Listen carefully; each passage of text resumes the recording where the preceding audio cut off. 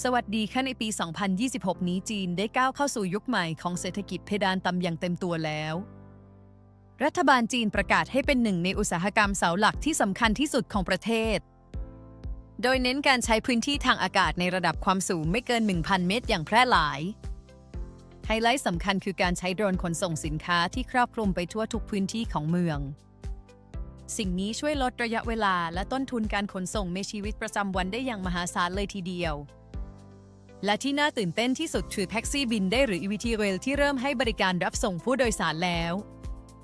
ผู้คนสามารถเดินทางข้ามเขตหรือข้ามเมืองได้ในเวลาเพียงไม่กี่นาทีเท่านั้น